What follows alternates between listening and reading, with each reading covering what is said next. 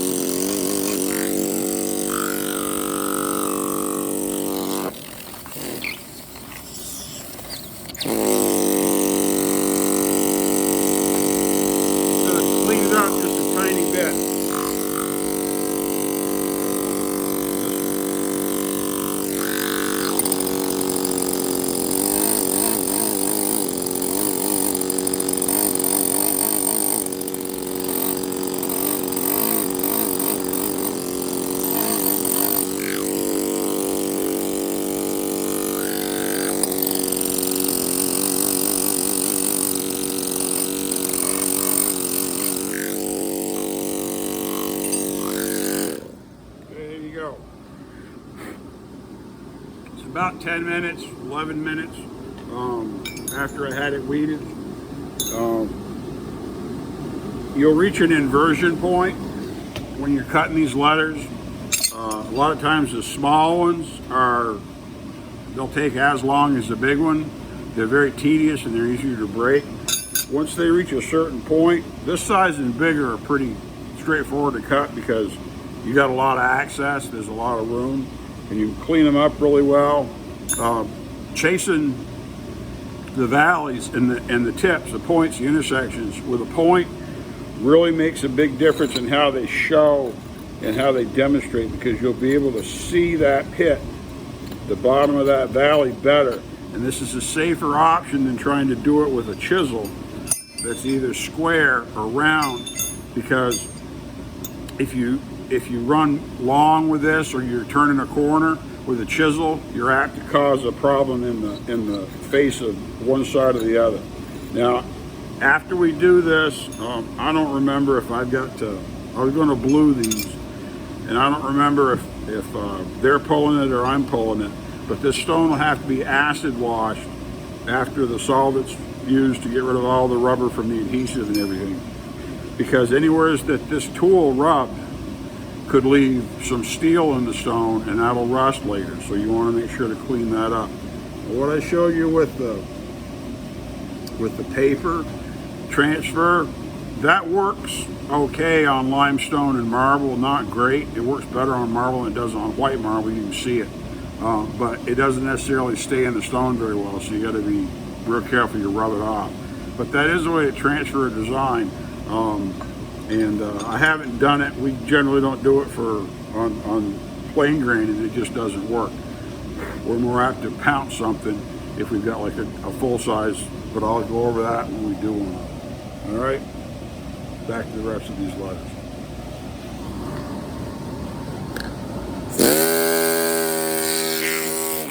Apparently on this job, I'm shape carving this rose, except we're not shape carving it. He blew it in with a sandblast, and now I'm contouring it. So you got to be really careful because we got some really thin cross sections.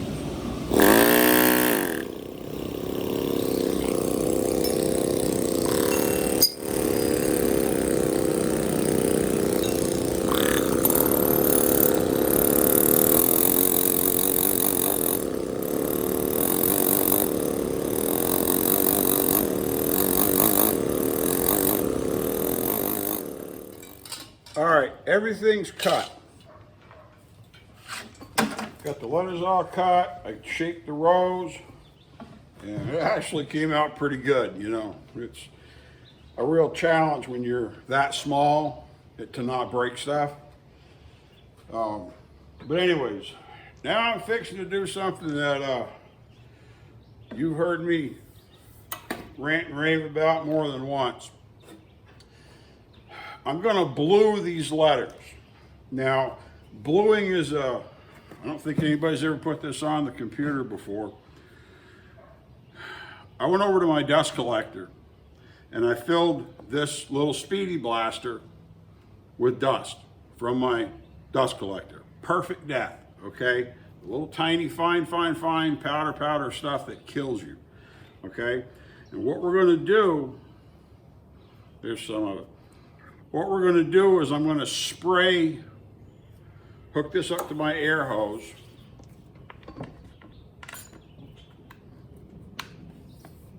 And these speedy blasters work well, but they're a little flexible, a little fragile.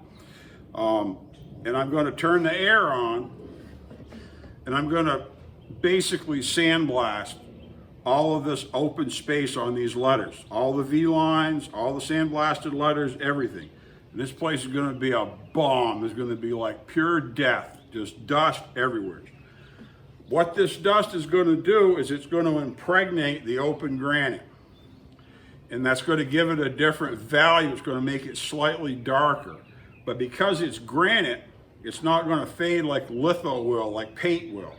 And this is a way, you know, I talked about how when you first put a stone out in the cemetery, it's really hot and it's really bright and it's hard to see detail. You know, the gargoyle looks awesome now because it's had 10 years to get all this dirt and stuff on the undersides and grow stuff. And when you do bronze, they cheat and they start right off with putting a patina on it, and they put shadows everywhere. And that's just a way to accelerate the natural process because they're not patient enough to wait for several years for it to take on a natural patina. And they want to control how it's done. And so, but this is a way that I can make the letters look just a little bit different to start with. And then there'll always be a little bit of differentiation between the lighter color stone that wasn't sprayed with a stone dust and the stone that was. Now it's important to use the same kind of dust. You know, this is dust from blue granite, you know, and if you do different kinds, you can clean your dust collector out and catch it. I don't know that we've ever done it with other kinds of stone. I mean, blue dust will work, you know, blue granite dust will work with most of the stone. But we do this particularly with blue granite. And so I want to spray this, and then I'm going to check it. I'm going to show y'all what a total, this is going to look like all those goofy videos where I say don't work in a bomb of dust because it'll kill you. I'm going to turn all my fans on. I'm going to wear my headgear. I'm going to get all my important stuff out of here, and I'm going to just do it. And we'll be done with it, and I'll let everything settle overnight, run the fans for a couple hours, and it'll be great tomorrow. Okay? So check this out.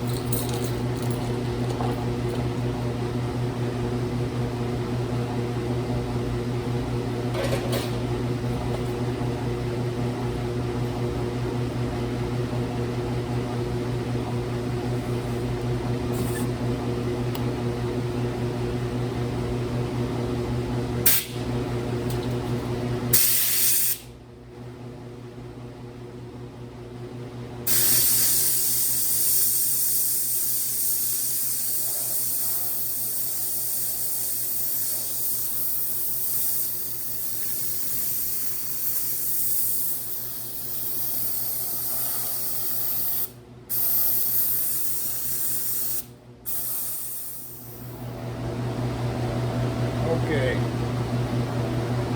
Fans are still running, but it's kind of unbombed. Let's pull this off. I'm going to check and make sure. See how these letters look.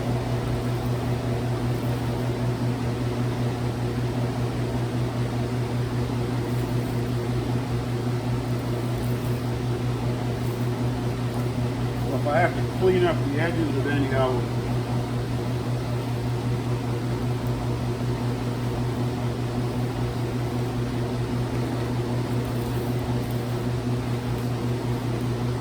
now, anybody that's in the business knows you can save these bigger pieces for stuff.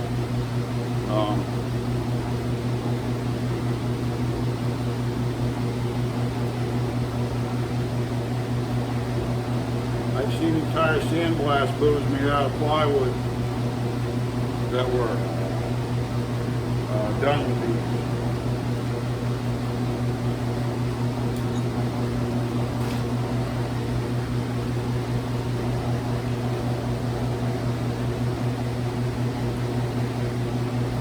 You have to pull this apart, check all your edges, check your terminations.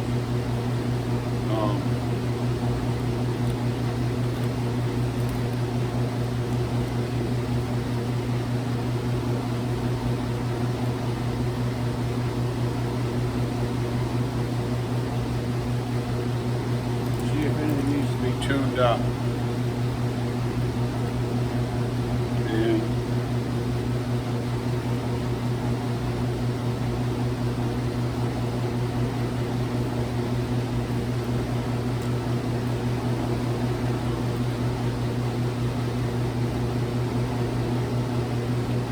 Have to make a judgment call, because if you're supposed to have differentiation between members, you know, with the skinny and big. If you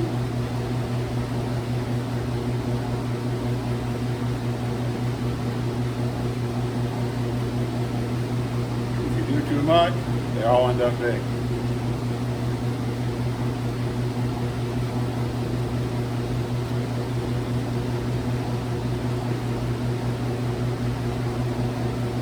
Hand cut lettuce, especially small ones, are always going to be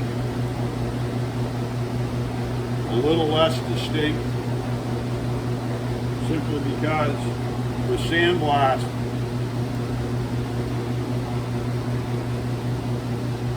you can go really deep.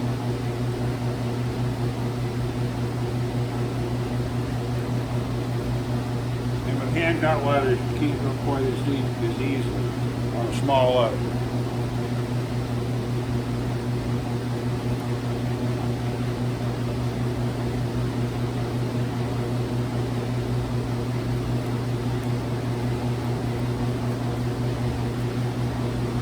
There's a couple spots I want to clean up.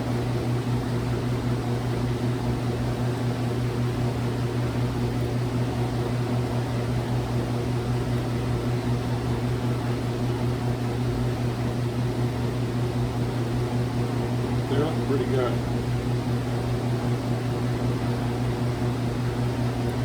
And I don't want them to look big and fat. I want them to have delicate thin areas. And a lot of times that's easier to do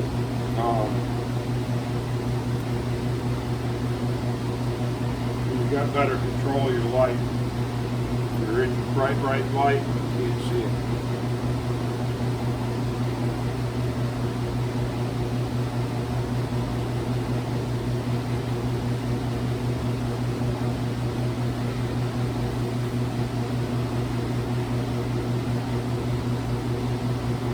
Come back on this, all I want to do is straighten up. I'll do little bumps on the edges. I don't want to do a whole lot.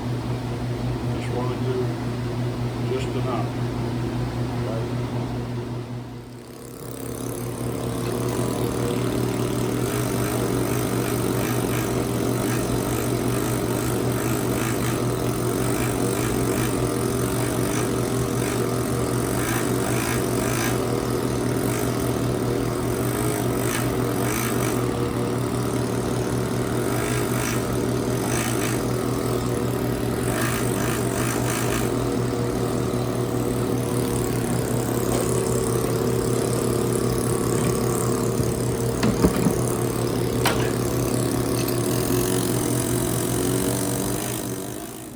Goes back to what I talked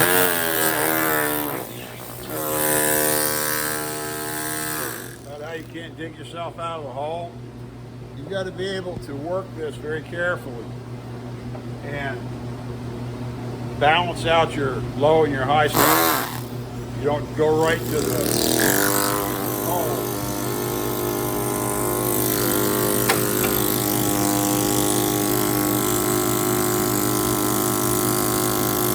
Just want to use them up.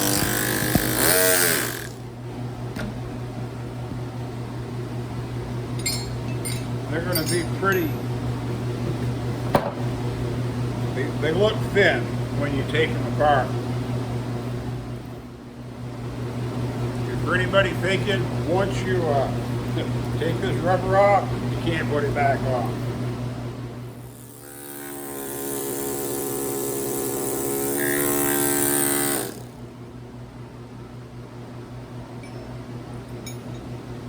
All right, I think that's good. Check this out.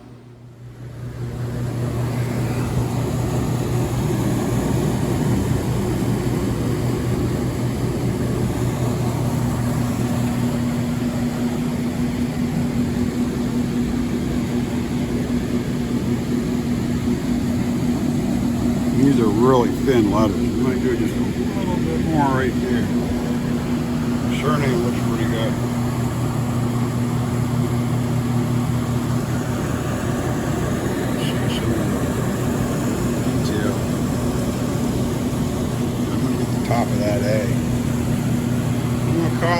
go cook supper. All right, there's a couple hand lettering videos. My name's Clint Button. I'm a granite sculptor here at Carolina Sculpture Studio with a virtual stone carving apprenticeship. Thanks for coming in.